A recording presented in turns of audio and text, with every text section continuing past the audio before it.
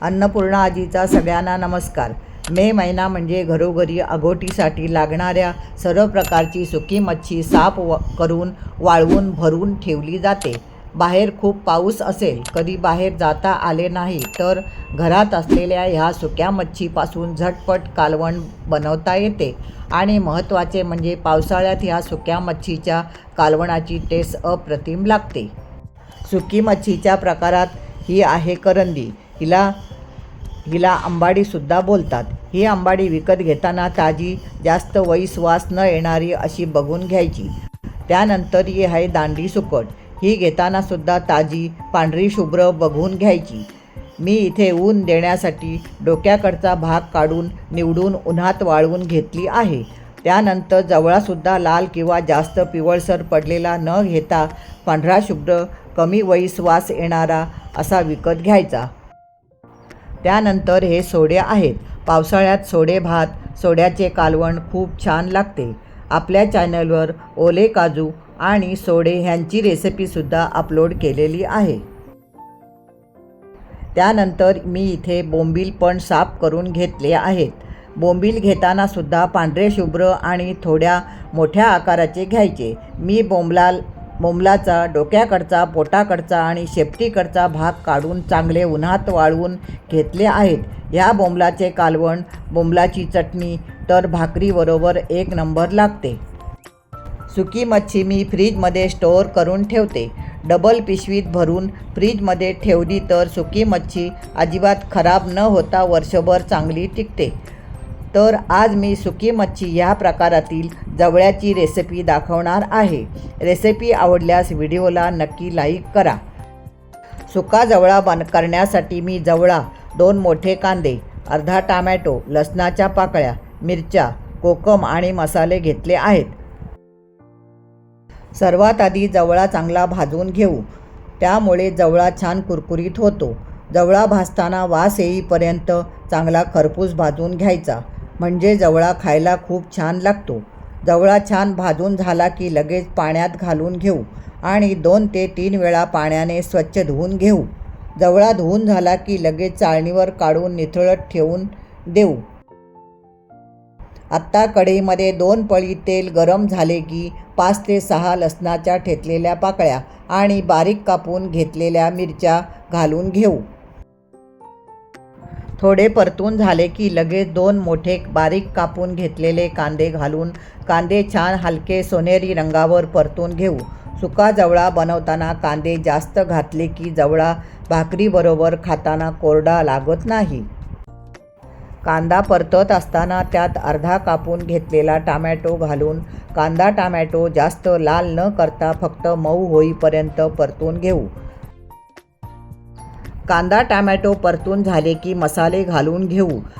मसाल्यामध्ये अर्धा चमचा हळद, 1 चमचा धणे जिरे पूड, अर्धा चमचा गरम मसाला आणि 2 चमचे घरगुती केलेला लाल मसाला घालून सर्व मसाले तेलावर छान परतून घेऊ।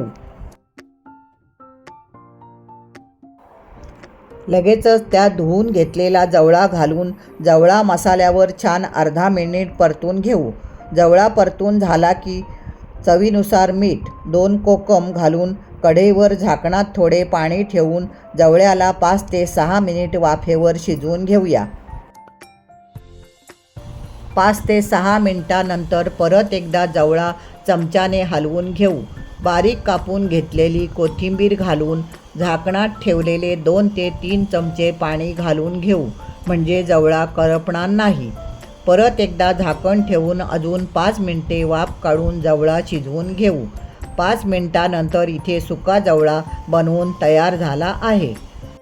भाकरी, चपाती किंवा वरण भाताबरोबर सुद्धा ही जवळ्याची सुकी चटणी भारी लागते। आत्ता जवळ्याची दुसरी रेसिपी म्हणजे सुकट वांग्याचे झणझणीत कालवण बनवून घेऊ। सुकट वांगं बनवण्यासाठी 1 वांगं, बटाटा, कांदा, टोमॅटो, खोबऱ्याचे सुके वाटण, कोकम, जवळा आणि मसाले घेतले आहेत। ह्या कालवणाची टेस्ट पावसाळ्यात खूप भारी लागते। कढईत 2 पळी तेल घालून घेऊ। तेल गरम झाले की 6 ते 7 ठेचलेल्या लसणाच्या पाकळ्या घालून लगेच एक मोठा बारीक कापून घेतलेला कांदा घालून घेऊ. कांदा परतत असतानाच अर्धा टोमॅटो घालून कांदा टोमॅटो छान सोनेरी रंगावर परतून घेऊ. कांदा टोमॅटो परतत आहे तर अर्धी वाटी जवळा चाळणीने चाळून पाण्याने स्वच्छ धुवून घेऊ. 2 वेळा स्वच्छ धुवून घेतल्यावर चाळणीवर निथळत ठेवून देऊ. इथे मी वांग्याच्या अशा लांब फोडी आणि बटाट्याच्या पण लांब फोडी कापून घेतल्या आहेत. इथे कांदा टोमॅटो सोनेरी झाला आहे. आता मसाले घालून घेऊ. मसाल्यात 1 चमचा धणे जिरे पूड, 1 चमचा गरम मसाला, अर्धा चमचा हळद घालून मसाले तेलात परतून घेऊ. लगेच त्यात 2 चमचे घरगुती केलेला लाल मसाला घालून सर्व मसाले तेलावर परतून झाले की लगेच सुकट घालून सुकट मसाल्यावर परतून घेऊ. सुकट परतून झाल्यावर वांगी आणि बटाट्याच्या फोडी घालून त्या पण मसाल्यावर अर्धा मिनिट परतून झाल्या की कढईवर झाकणात 1 ग्लास पाणी ठेवून 1 वाफ काढून घेऊ. 1 मिनिटानंतर झाकणातले पाणी सुकटमध्ये घालून घेऊ. लगेच चवीनुसार मीठ घालून गॅस मिडियम ठेवून 7 ते 8 मिनिटे सुकटीचे कालवण छान शिजवून घेऊ. 7 ते 8 मिनिटात वांगं शिजत आले की 1 चमचा सुक्या खोबऱ्याचे वाटण, 2 कोकम. तुमच्याकडे जर कैरी असेल तर तुम्ही कोकमऐवजी कैरी पण घालू शकता. त्यामुळे सुकटीचे कालवण अजून भारी लागेल. वाटण आणि कोकम घालून झाले की अजून 2 मिनिट कालवण शिजवून घेऊ. कालवणात तुम्हाला जास्त रस्सा लागत असेल तर ताटावरील गरम पाणी घालून रस्सा वाढवून घ्यायचा. बघा इथे एकदम छान भारी सुकट वांग रस्सा बनवून तयार झाला आहे. वरून थोडी कोथिंबीर घालून घेऊ. सुकट वांग्याची रेसिपी आवडल्यास तुम्हीसुद्धा ह्या पद्धतीने नक्की कालवण बनवून बघा. रेसिपी आवडल्यास व्हिडिओला नक्की लाईक करा आणि चॅनल अजून सबस्क्राईब केलं नसेल तर नवनवीन रेसिपी बघण्यासाठी नक्की चॅनल सबस्क्राईब करा. आत्ता जवळ्याची कोशिंबीर करून घेऊ. त्यासाठी पाव वाटी सुकट चाळण मारून निवडून साफ करून घेतली आहे. ही सुकट कढईमध्ये खरपूस अशी भाजून घेऊ. सुकट छान खरपूस भाजून झाली की कोशिंबीर खाताना छान कुरकुरीत लागते. बघा इथे छान अशी खरपूस सुकट भाजून तयार झाली आहे. आत्ता भाजून झालेली सुकट एका पसरट भांड्यात काढून घेऊ. त्यावर 1 मीडियम आकाराचा बारीक कापून घेतलेला कांदा, 1 छोटा टोमॅटो, बारीक कापून घेतलेली मिरची, खूप सारी कोथिंबीर, 1 चमचा लिंबाचा रस, चवीनुसार मीठ घालून सर्व साहित्य सुकटीमध्ये मिक्स करून घेऊ. ही कोशिंबीर जेवणाच्या वेळेत बनवावी म्हणजे छान कुरकुरीत लागते. आत्ता 2 चमचे तेल चांगले गरम झाले की 4 ठेचलेल्या लसणाच्या पाकळ्या घालून लसूण छान कुरकुरीत झाला की गॅस बंद करून घेऊ. तेल थोडे गार झाले की त्यात अर्धा चमचा लाल मसाला घालून लगेच ही फोडणी कोशिंबीरमध्ये घालून चांगली मिक्स करून घेऊ. तर बघा इथे छान कुरकुरीत झटपट सुकट कोशिंबीर तयार झाली आहे. तुम्ही ह्यामध्ये कैरी बारीक कापून पण घालू शकता. त्यामुळे कोशिंबीरीची चव अजून खूप भारी लागेल.